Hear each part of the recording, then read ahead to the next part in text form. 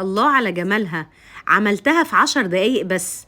قمنا اتعشينا وما كانش ليا مزاج اعمل اي حاجه. زي ما انتوا شايفين سندوتش تحفه، بتدفعي له ارقام بره.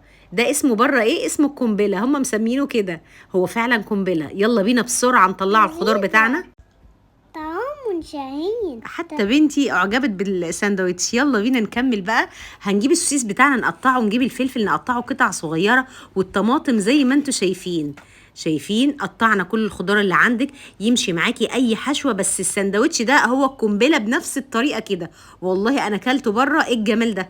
ده انا اعمله في البيت في 5 دقايق، مش بالارقام اللي انا دفعتها دي في المطعم.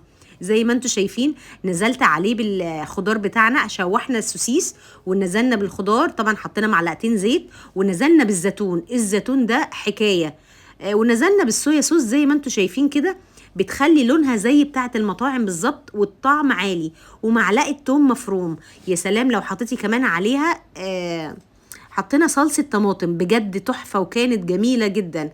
وكمان حبه زعتر، عندك زعتر ناشف، وشويه ملح، وكمان عليهم شويه فلفل اسمر.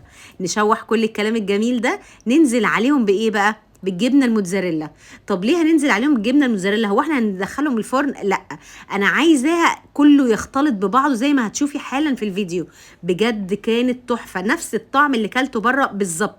هو كان عاملها كده، كان مشوح الموتزاريلا على الجريل كده زي ما انتوا شايفين. بجد كان طعم رهيب. بس جيبوا موتزاريلا نوعها نضيف، كل ده بيفرق معانا. ايوه طبعا بيعلي التيست جدا. شامين الريحه، شايفين الشكل. يلا بينا بقى ندوق ونعمل احلى سندوتش الولاد انبهروا بيه في 10 دقايق. قومي كده وتجدعني واعملي كل الكلام ده، وايه هيقولك ايه الطعامه دي يا ماما، عايزينها تاني زي ما انتوا شايفين. جبنا بقى الساندوتش بتاعنا وحطينا فيه الجرجير الجميل، وهننزل بحبه مايونيز. طبعا المايونيز والكاتشب دول كانوا عندي من الاول، من قبل المقاطعه. انا الحمد لله مقاطعه يعني، الحاجات دي كلها كانت عندي اصلا. فهيدوبك اخلص العلبه بقى اللي موجوده وخلاص. وهننزل بالكاتشب والمايونيز زي ما انتوا شايفين. ساندوتش حكايه بجد. حكايه ولا مش حكايه؟ حكاية. ايوه يا بنتي بتقولي حكايه. كان تحفه ولا لا؟ تحفة. حبيبتي ما شاء الله عليكي. زي ما انتوا شايفين السندوتش ما خدش مننا 10 دقايق. واتفرجوا بقى على سلسله فيديوهاتنا بتاعت كل يوم سندوتش. انا قلت اعمل لكم سندوتش بقى مش في دقيقه زي ما كنت بعمل لكم التانيين. يلا عملناه في 5 دقايق 10 دقايق كده زي ما انتوا شايفين. يجنن. جعتوا بقى ولا ما جعتوش؟ الله. اتفضلوا معايا. سندوتش سهل وجميل. متنسوش بقى المتابعه واللايك والاشتراك في القناه عشان يوصلكوا كل فيديوهاتي الجميله. بحبكم كتير جدا. شايفين؟ يجنن. لا انا لازم اقيم وادوق.